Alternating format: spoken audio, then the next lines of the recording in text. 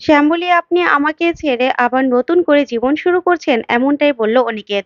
হ্যাঁ বন্ধুরা, এমনটাই দেখা যাবে। তাই সম্পূর্ণ জানতে ভিডিওটিতে লাইক দিয়ে চ্যানেলটি সাবস্ক্রাইব করে দেখতে থাকুন।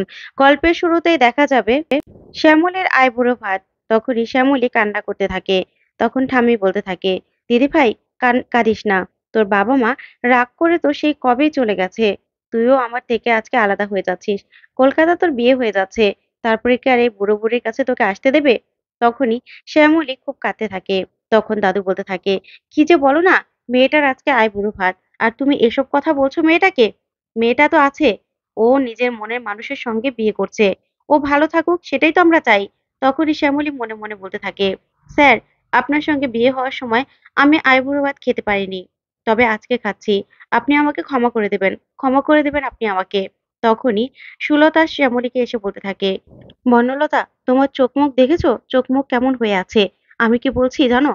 তুমি এভাবে বলির পাঠা হইও না।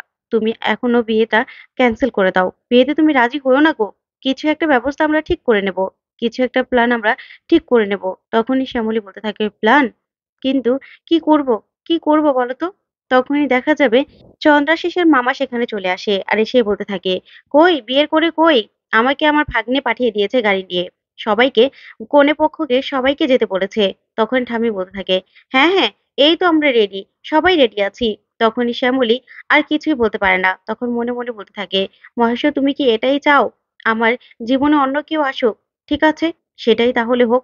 তারপরে শ্যামলী চুপ করে বসে থাকে। ওইদিকে দেখা যাবে অনিকেত চন্দ্রাশিসের বাড়িতে ক্যাটারিং এর কাজ করতে থাকে। গেটটা খুব সুন্দর করে সাজায়। তখনই সেখানে সূর্য চলে আসে আর সে বলতে থাকে, এই তো অনিকেত, খুব সুন্দর হয়েছে সাজানোটা। তবে এই রায়চৌধুরী বাড়ির বিয়েটা যদি আমরা উপড়ে দিতে পারি না, তাহলে কিন্তু আমাদের আমাদের আর অর্ডারের কোনো কমতি পড়বে না। শুধু মাথাটা ঠান্ডা করে আমাদের এই কাজটা করে যেতে হবে, বুঝতে পেরেছিস? তখনই প্রিয়া চলে আসে আর এসে বলতে থাকে, বর্দা ভাই, আসলে আমরা আসার সময় না ৪ রকমের ৪ টা বাটি নিয়ে আসলাম। তখন অনিকেত বলতে থাকে, হ্যাঁ তো? তখনই প্রিয়া বলতে থাকে, সেগুলো না রোহিণী পাচ্ছে না। তখনই অনিকেত বলতে থাকে, দেখেছো বাবা, কয় দিক আমি সামলাবো বলো তো? এখন নাকি আবার রোজ সেগুলো পাচ্ছে না। আমার তো মাথা গরম হয়ে যাচ্ছে। তখন সূর্য বলতে থাকে, অনি, এত মাথা গরম করিস না। আস্তে আস্তে সবটা সামলাতে হবে, বুঝতে পেরেছিস? তারপরে দেখা যাবে তখনই সেখানে লাইটিং এর লোকগুলো চলে আসে। তখন অনিকেত বলতে থাকে, শুনুন, এখানে না লাইটের ব্যবস্থা করতে হবে না। ওই দিকটাতে লাইটের ব্যবস্থা করতে হবে। আমি দেখিয়ে দিচ্ছি কি করে লাইটটা করতে হবে। আর ঝড় বৃষ্টি হতে পারে, বুঝতে পেরেছেন? তাই একটুও যেন জলের ছিটা ভিতরে না ঢুকতে পারে। ওরকম ভাবে ওয়াটারপ্রুফ করে সবটা করতে হবে। সবকিছু ভালোভাবে সামলাতে হবে। তখনই সবটা বুঝিয়ে দিতে থাকে। আর তখনই রান্নার লোকগুলোও চলে আসে। আর সূর্য বলতে থাকে, আপনারা সবসময় লেট করবেন। এবার যান, তাড়াতাড়ি করে রান্নাটা বসান। না হলে তাড়াতাড়ি করে কি করে হবে? তারপরে সবাই ভিতরে চলে যায়। ওইদিকে তখনই প্রতিমা আসে আর এসে বলতে থাকে, দা ভাই, ওই বাটিগুলো না পাওয়া গেছে।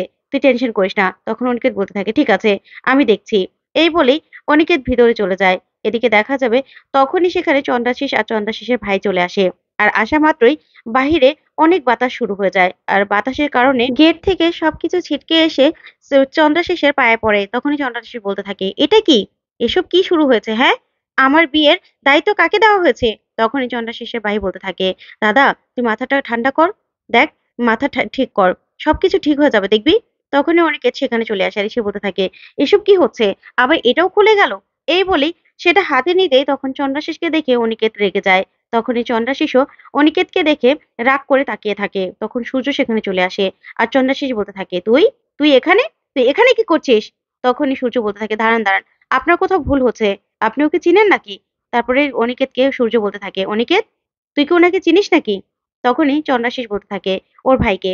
তোকে আমি বললাম না, একটা সিনকেটের কারণে আমার বাড়িতে ফিরতে দেরি হয়ে গেছিল, এই লোকটার জন্য। এই লোকটার সঙ্গে আমার গাড়িতে ধাক্কা লেগেছিল। তখনই অনিকেত নিজের মাথাটা ঠান্ডা রাখে আর মনে মনে বলতে থাকে, না, এই অর্ডারটা আমার অনেক দরকার। আমি কিছুতে এখন মাথা গরম করব না। না হলে লোকটাকে আজকে দেখিয়ে দিতাম ভদ্রতা কাকে বলে। তারপর অনিকেত বলতে থাকে, দেখুন, একটু মাথা ঠান্ডা করে কথা বলুন, একটু ভালো করে কথা বলুন। আমি হলাম অনিকেত মল্লিক, এই ক্যাটারিং এর, গ্রেট বেঙ্গল ক্যাটারিং এর কর্ণধার। তাই প্লিজ একটু ভদ্রভাবে কথা বলুন। তখনই চন্দ্রাশিস বলতে থাকে, ভদ্রভাবে কথা বলবো মানে? এখনই আমি অর্ডার ক্যানসেল করে দেব। তখন অনিকেত মনে মনে খুব রাগ করতে থাকে, কিন্তু কিছুই বলে না। তখন অনিকেত হেসে বলতে থাকে, দেখুন, আমি হলাম প্রফেশনাল। তাই আমি কিন্তু কোনো রকম কোনো সুযোগ দেব না আপনাকে কোনো রকম কমপ্লেন করার। তখনই চন্দ্রাশিস বলতে থাকে, হ্যাঁ, কত প্রফেশনাল সেটা তো নমুনা দেখছি।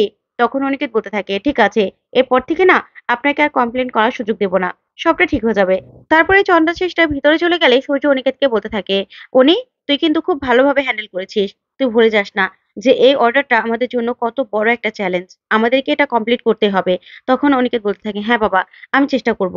কোন রকম কোনো ভুল ত্রুটি হতে দেব না।" ঠিক তখনই একজন খবর নিয়ে আসে যে রান্নার ঘরে গরম তেল সহ কড়াই উল্টে গেছে। তখন এই কথা শুনে অনিকেত দৌড়ে যায় সেখানে। এদিকে তখনই শ্যামলীরা আসে। শ্যামলী গাড়ি থেকে নামতে নিলেই চন্দ্রাশিস শ্যামলীর দিকে হাত বাড়িয়ে দেয়, কিন্তু শ্যামলী কিছুতে হাতটা ধরে না। যখন চন্দ্রাশিস মনে মনে বলতে থাকে, "যত খুশি রাগ দেখাও বর্ণমালা, আর তো কিছুক্ষণ, তারপর দেখাবো তোমাকে মজা।" এই বলে চন্দ্রাশিস রাগ করতে থাকে। তারপর দেখা যাবে শ্যামলীরা ভিতরে যায়। তখনই শ্যামলী সে গণেশ মূর্তি দেখে চমকে যায় আর বলতে থাকে, "গণেশ মূর্তি? এটা তো হুবহু গ্যারেট বেঙ্গল ক্যাটারারের মতো। কি করে হতে পারে?" তখনই শ্যামলীর অনিকেতের কথা মনে পড়ে যায় আর মনে মনে বলতে থাকে, "না না, এসব আমি কি ভাবছি, কি ভাবছি এসব আমি, না এসব আমি ভাববো না। এরকম মূর্তি তো কতই হতে পারে। কেন আমার স্যারের কথা মনে পড়ছে? ২ বছর পরে আমি এখানে আসলাম।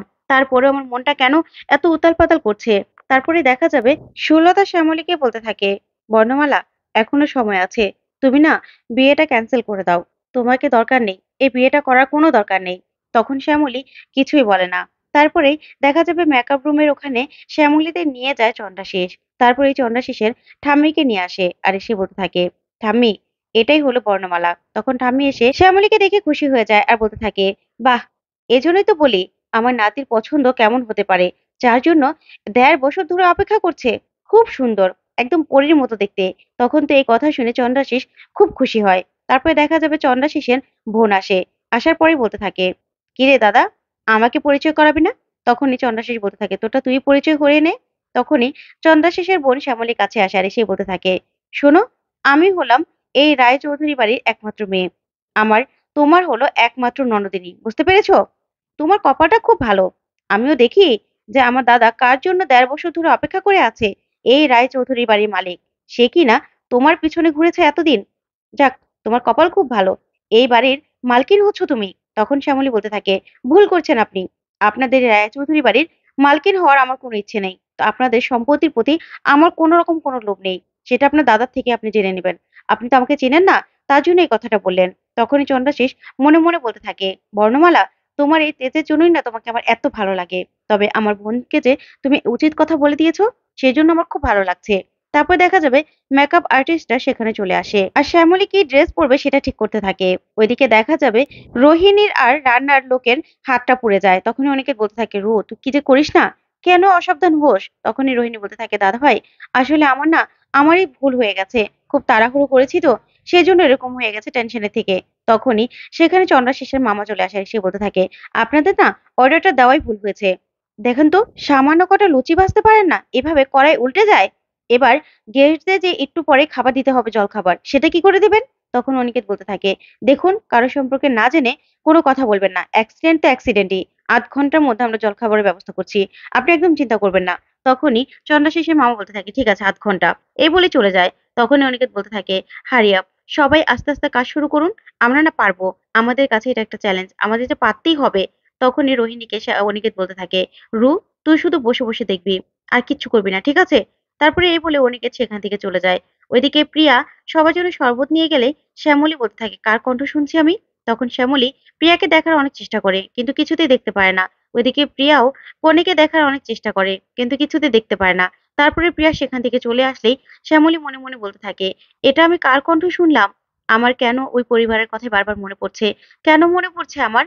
তারপরে দেখা যাবে শ্যামলী হঠাৎ করে অনিকেতকে দেখে ফেলে। দেখেই বলতে থাকে, "না, আমি কিছুতেই স্যারের সামনে যেতে পারবো না। কিছুতেই না।" এই বলে নিজের মাথা নিজেই ফাটিয়ে ফেলে শ্যামলী। তো বন্ধুরা, আজকের আপডেটটি তোমাদের কাছে কেমন লাগলো কমেন্ট করে জানাতে ভুলবে না। পরবর্তী আপডেট পেতে চ্যানেলটি সাবস্ক্রাইব করবে। ধন্যবাদ।